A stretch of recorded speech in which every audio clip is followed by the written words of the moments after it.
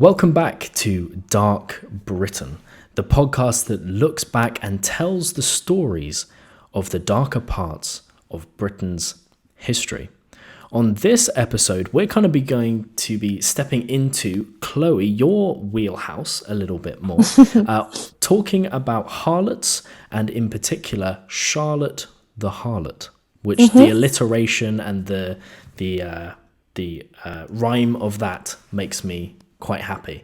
So Charlotte the Harlot, this is what we're going to be talking about today. But before we get onto her, can we kind of set the scene? Can we set the scene of women, the period of time that we're in? What does that look like? Yeah, 100%. Women's history has always been a passion of mine, being a woman myself. And I think the Georgian period is a real interesting time to be a woman because there's such a dichotomy apparent.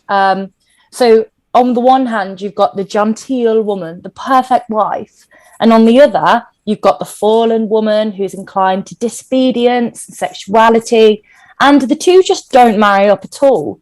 Men of all classes and ages would certainly enjoy the sexual deviant.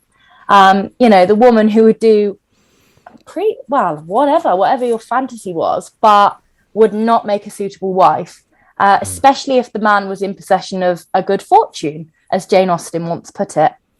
The man must marry the perfect, pure wife. The virtuous and obedient woman was praised, of course, but it appears that her unruly sister attracted more attention from Marlene the Gates.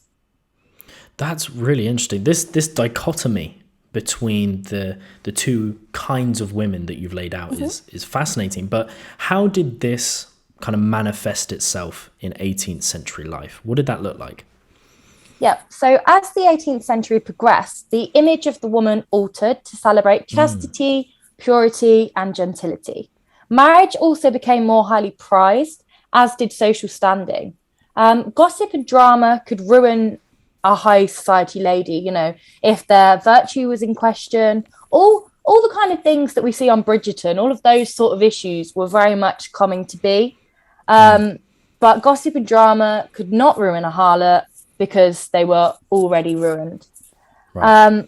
But they weren't exempt from scandal, and they were not exempt from high society interest. Men of good standing often took mistresses as well as their wives. So Charlotte Wells from the TV show Harlots exemplifies how a harlot can become a courtesan and be desired by all. It has been noted that the harlots portrayed in the show are pieced together from real history and real women that existed. Some say that Charlotte Wells is most closely linked to Kitty Fisher. However, upon reading and looking at the sources, I argue that Charlotte Wells is most like the very real Charlotte Hayes. Of Charlotte Hayes, one admirer wrote that she is extremely genteel in all her features, elegant, her air is fine, her address is polite, and her taste in dress indisputably genteel. She is a woman of good sense, but talks less than most of sex, except when she is perfectly well acquainted with her company. Then few women can be more agreeably entertaining. I thought it's really interesting how this man references how women talk too much, which is very much a stereotype of today. And it just shows how, even though this was some 200 years ago, ideas still stand, attitudes still stand. And Charlotte Hayes is the object of our story today. Yeah, it's fascinating. I kind of want to pick up on something that you mentioned before with Bridgerton, but then also this Harlots TV show. Big question, but how do you think the representation of the Georgian period and also these people is on these shows? Yeah, so for me, as a public historian, as I'm sure Zach will agree, it's much the same. It's about getting a little bit of history into people's lives. And then they'll go, I'll buy a book on the Georgians. I'll listen to a podcast on the Georgians. And then they'll seek out these more academic sources. I think it's perfectly fine that they sort of fabricate some things while basing it in truth. And I think a really popular version of this is The Crown.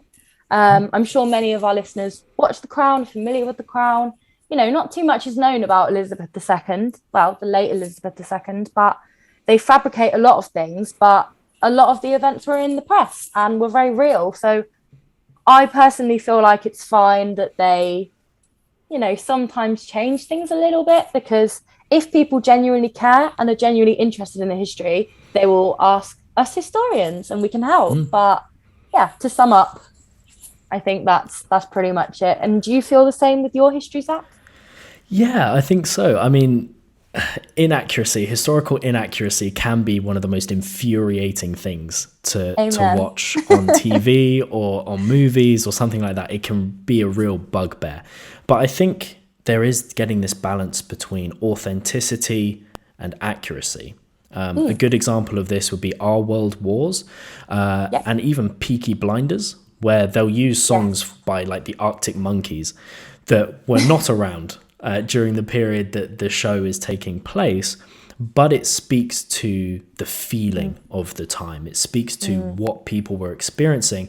And so you've got the authenticity there while not necessarily having the accuracy. And I think that's okay, because you're drawing people into the historical world by hitting that authenticity, which is really good. But back to the story, Charlotte Hayes, who is she? Where does she come from? What's her story? So she was born in 1725 in Genoa to an Elizabeth Ward. She grew up with her as her sole parent. Her father paid Elizabeth off so that Charlotte may never go searching for him when she's old enough, may never, because this is scandalous, right? It's all good having sex with a harlot, but God forbid you have a child with them that looks bad on you, bad on your marriage prospects. So Elizabeth took the money and was like, do you know what? Fine, I'm going to get on with it. And she went back to England and gave birth to Charlotte. Well, she'd already given birth to Charlotte, but raised her in London and used the money to set up her own establishment in the West End. And by establishment, I, of course, mean bawdy house. A bawdy house is essentially a hub of harlots, a pleasure house where men come, they pay for the woman they want, have their service, and then leave. But the girls all stay there and are under the care of the board, which is like the mother, the matron, that kind of figure. I think it's also interesting just to quickly say that there were a lot of bawdy houses in Covent Garden, yeah? That was like the main purchase of the place, because they had the market in the day and then at night it would become, very salacious. But by putting her bawdy house in the West End, it meant that she would get a higher quality client with more money to spend on her girls, essentially. Interesting. And what would be the difference between a bawdy house and a brothel? Because everyone's kind of heard of a brothel. They understand that brothels were around in London during this period and directly before. I mean, we recently did an episode on Jack the Ripper. So brothels were a big part of that story. So everyone kind of understands those. So what would be the difference between a brothel and a bawdy house? Yeah. So the distinction here is that in a brothel, it's very often run by a man, and is sort of a bit more of a free for all. Like you can just sort of have sex with whoever you want, wherever you want, in whatever circumstances. Whereas a bawdy house is slightly more refined. So, there will be rooms just for you to have sex in. Sometimes the girls can play musical instruments. Sometimes they might sing. It's sort of that step above a brothel, but to all ends, it's essentially the same thing. Right. Okay. So all sex workers were not created equal during this time, as we've just drawn that distinction between the brothels and the bawdy houses. So Charlotte actually went on to be a kept woman, which is otherwise known as a courtesan. And a kept woman is someone kept in a good lifestyle. So in terms of being kept, Charlotte was bought from her mother in the bawdy house by a gentleman and would go and live with him and be kept with him. He would buy all her clothes, all her food, pay for her entertainment, basically just so that he can have sex with her whenever he wants. And this was the most desirable position for a courtesan, and a harlot, but unfortunately it wasn't the reality of many, and it wasn't quite so great as it sounds. And I feel like that's really important to acknowledge. Charlotte was known for being particularly skilled at doing this, and she managed to have many keepers and favourites, and favourites were men of her own choosing. So while she was having sex with keepers and men who were paying for her, she was also having her own relationships, which we really have to respect. Wow.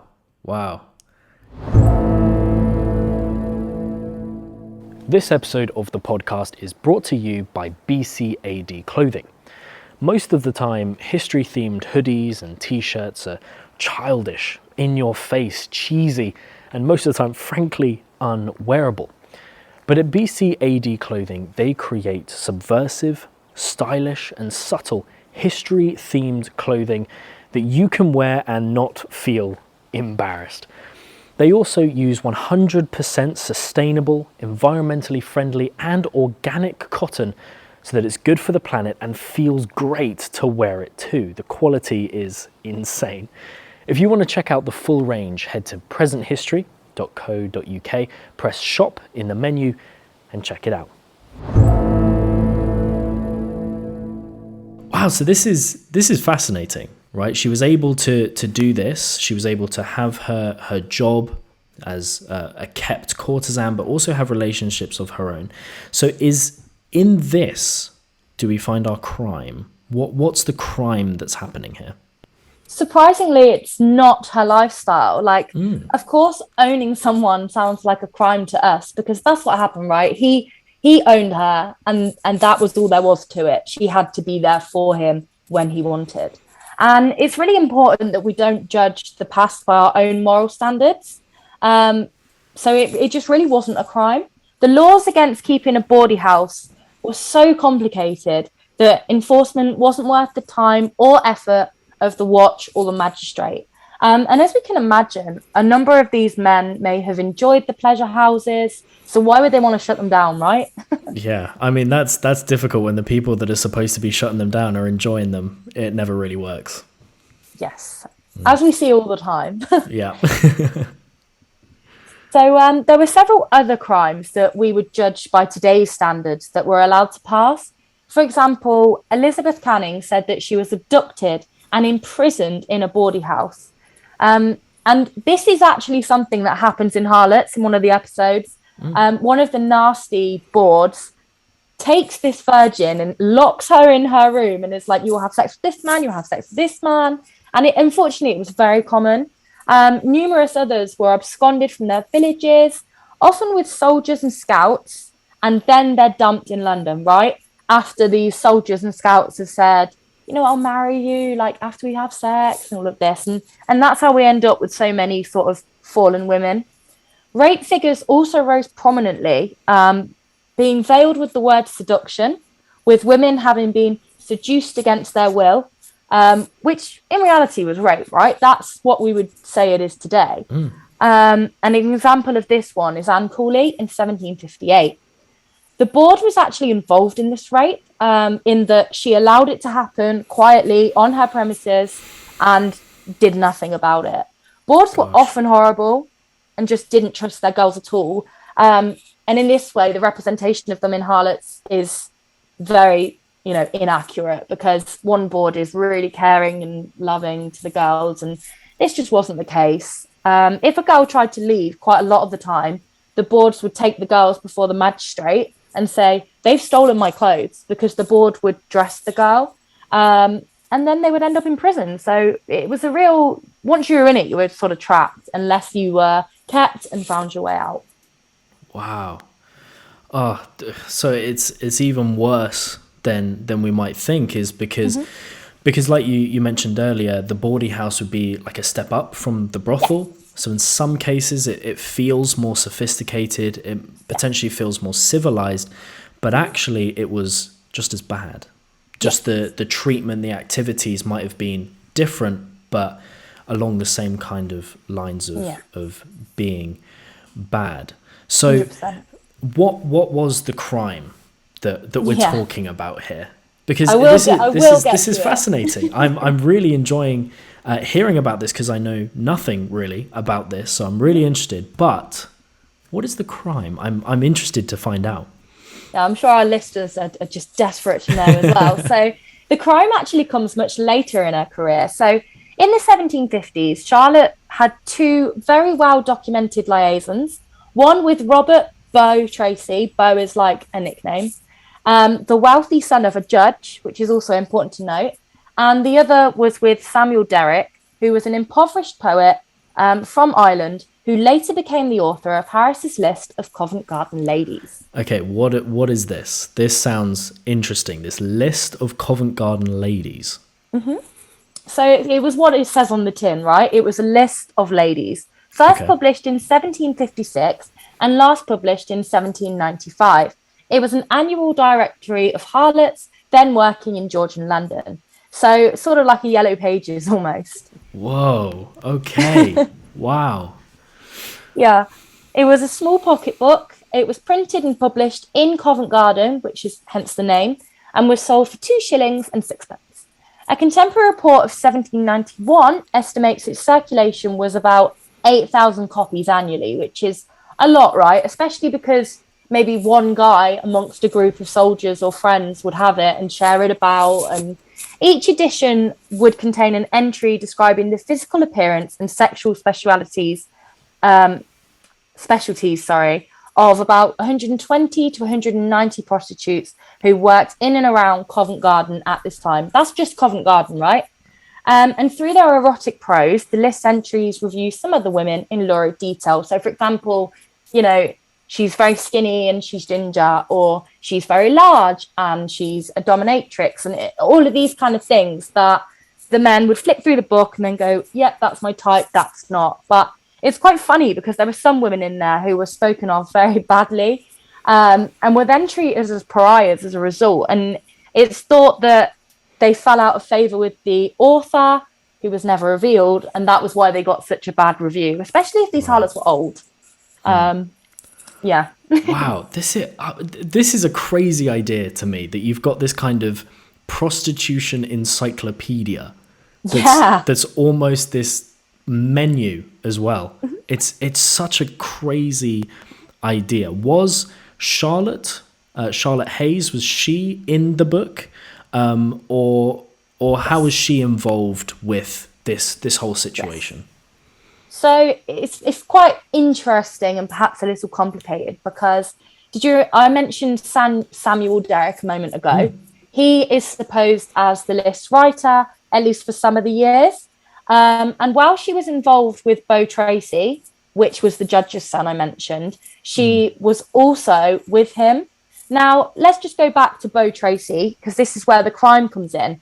Her actual crime was to do with money, not having any money, which is shocking, right, when you think about the kind of life that she is living. So Beau Tracy was obsessed with her. Like, he would do anything for her. He wanted her for so long. And she was the final woman that he pursued, his great love, and the key to his eventual demise. He spent insane amounts on her, and while she was youthful, she lived only for herself and her pleasures.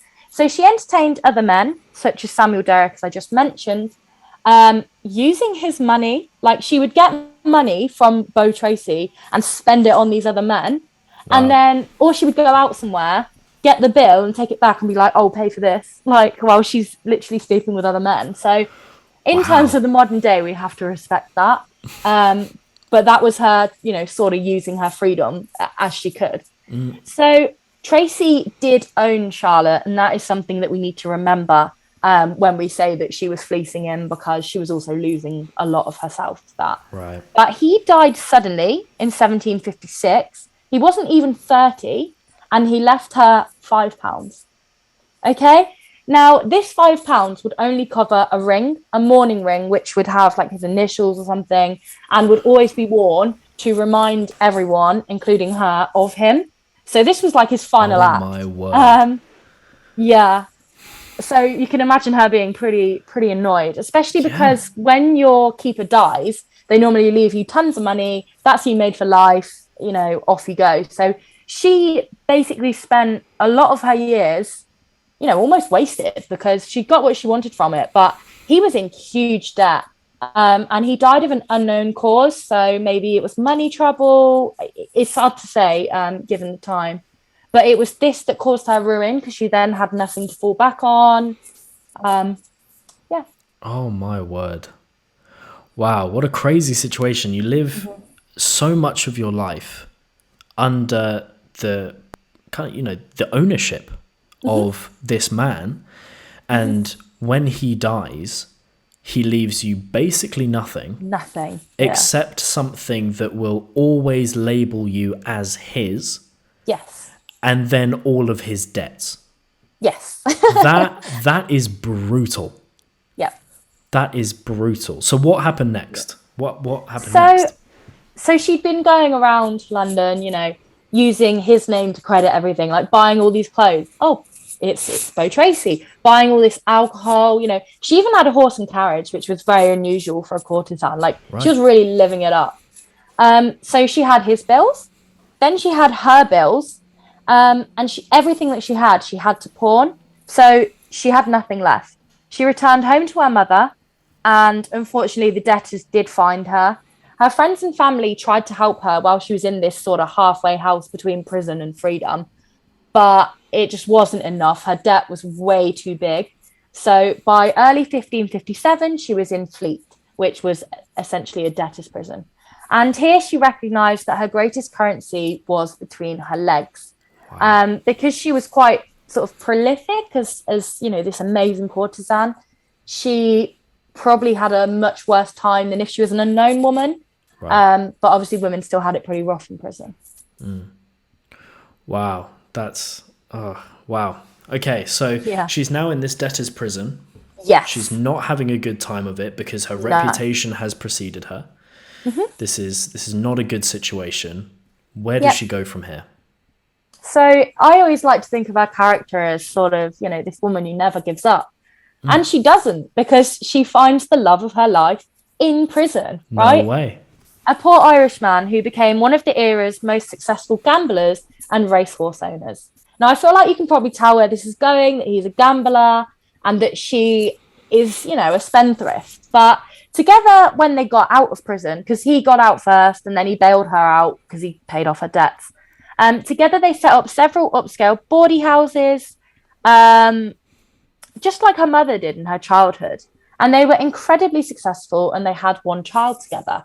It is believed that Charlotte's enterprise was worth 20,000, but that collectively she and Dennis owned assets worth 70,000 by the early 1780s. So it's pretty like big amounts of money. That's a hefty sum. Yeah. So you would assume that she was well provided for when he died in 1787. However, she found herself back in debtor's prison several times, the final time being 1798. And then she died in unknown circumstances in 1813. It's thought she might have had mental illness, you know, some sort of degenerative disease that unfortunately led to her death. Right. But yeah, she'd lived for quite a long time in and out of prison, unfortunately. And while the crime of owing money doesn't seem to be dark, I would argue that the lack of support and law for women during this period was the dark part, given so many were raped, beaten, owned, literally kidnapped, and nobody cared. Yeah, no, 100%. I mean, the whole world of everything that has happened in Charlotte's story and everything alongside it is so murky and complex and dangerous. There's so many moving parts.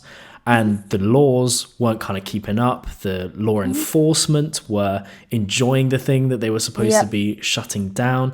And so, no, I think this is definitely dark, and it plays a larger role and it constitutes a larger aspect of Britain's dark history that maybe we would realize or expect or understand, which, you know, is fascinating. Yeah, 100%. And I think it's also really important to reflect on episode 1, because Charlotte died obviously in 1813. We've got the Ripper at the end of the century. And as we established, the police were really interested in finding the Ripper. So in 100 years, we can see the progress of like the nation, the police force. So despite being such a small amount of time, so much has changed. And then again, from the 1880s to now, it just shows the speed of history. But unfortunately, during this time, it was not quick enough to help defend women in these situations. And as I've said a few times now, Charlotte was one of the better ends of this, unfortunately. Yeah, and her life was not good by any stretch of the imagination. Before we kind of wrap up, I did just have one question that's kind of burning in my mind. She found the love of her life in prison. Does that mean that the prisons were mixed at that time? Is that why it was so difficult for her there with her reputation, or what was that situation? So despite her having literally no money, she managed to call in a few favors from, Samuel Derrick, among others, who was writing the list. Like he was also in love with her. I don't know what this woman was doing, but everyone loved her. Wow. And he was desperate to get her out of prison, but he just couldn't afford to pay to get her out of prison. So he was able to give her some money so that she could go into the master's house of the prison, which is basically like she gets her own private bed. So like during night, the nighttime, she's fine. It's slightly better than one could hope. But during the day, it's mixed, like the communal areas and stuff. Because also it's debtors' prison. So they're not considered as high risk as like, murderers and stuff like that. So yeah, even though it was prison, it was still like a specific prison. Wow, fascinating. I mean, this whole story is fascinating. Where can people go to find out more about Charlotte or about the story of other women like her? So what put me on to Charlotte's story initially was Hallie Rubenhold's book, The Covent Garden Ladies. She wrote on her blog, I'm going to read to you what she wrote about her own work now, because I think it's really important to let her have some acknowledgement in this, because it's all her research. Great. So she describes how the inhabitants of these brothels found themselves trapped. It's about a few options they had in a deeply misogynistic world where women, by law, were the property of men. It's about what they did with their illegitimate children, how they managed to find love, how they got out of the profession, how they died on the street, and how they married well. As I say in my final chapter, prostitution was the only way in the 18th century a woman born into poverty could scale the heights and potentially even marry a man of title. Selling their bodies was one of the only means by which they could achieve some control over their lives. And in many cases, it was a far better option than marrying a man of their own social class and passing their days in poverty and endless childbirth. If successful, a prostitute could choose her own lovers and make her own life decisions. But there was a high failure rate too, with violence, drink, and debt ending the careers of many. And I think Charlotte really embodies both sides of this, because when she was with Beau, she was living the highest highs, drinking, getting fine clothes, fine stuff, dating whoever she wanted. But then we see her having the lowest lows in prison. And even when she married the love of her life, she was still bound to him and his money. So it is difficult. Additionally, if you visit my site, www.justgeorgians.com, you can see all the sources that I used to compile my information today. I have some TikToks on there and a few other things as well, which I think might be interesting to some of you. So now I'm going to spring this on Zach. I want to do a little quick quiz to see if he's been listening. Hang on a minute. Okay. All right. Oh, yeah. And I want you listeners at home to join in and try and answer if you can. Maybe post your answers here. Okay. Or even though I'm going to reveal them, let us know how you did to see if you were listening. So here's question 1. Where was Charlotte born? She was born in Genoa. Yes, she was. Let's go. Well done. He was listening. Just about. Second question. When Beau Brummel, not Beau Brummel, sorry, completely different man. When Beau Tracy died, how much did he leave Charlotte? Oh, not that much, but I think the sum was £5. Indeed it was. It was £5 for a mourning ring. And all his debts as well, however much they amounted to. It always makes me wonder though, because I don't know if he was married or not. I assume he was, because often courtesans were held alongside a noble wife. I don't know. You'd have thought the debts would have gone to her or maybe her dad, because he was a magistrate, but I don't know. Some more research needs to be done into that. Interesting. So here is a final question. Oh, no. It's got two little parts, though. Do you remember what the list was called? It was the list of Covent Garden ladies, but there was a first part of that. Yes. Harris. Harris, that's the one. Harris's Yes. list of Covent Garden ladies. Which was a pseudonym. Right. Again, it's a bit like Jack the Ripper. You know, no one really knows, but people know Samuel Derek wrote it for a bit, but no one knows in the end who actually did it. And this is the last question, part of that. Do you remember how many copies it reckons it sold in 1791? I remember us saying it was very popular, so it was a lot of copies. I'm going to suggest that it's around 8,000. Yes, bang on, top marks. 3 out of 3 and the bonus question. Well done, Zach. Let's go. I hope everyone at home got on all right with that as well. Yeah, I hope so too. Some of those, threw me off for a second, but we're good. Well, that was fascinating. A fascinating story of Charlotte, but then also everything that happened alongside, everything that was happening at the time as well. It's just a fascinating world to research. And if you want to find out more, you can, like you said, Chloe, you can visit her site. All the links will be in the description on YouTube and also in the show notes wherever you're listening to the podcast version of this as well. And you can visit the Present History website, presenthistory.co.uk, for links and transcripts and sources and all that kind of stuff. And make sure to follow us on all social medias as well. And we'll see you in the next episode of Dark Britain. Criminally accurate. Let's go. Thank you. Bye.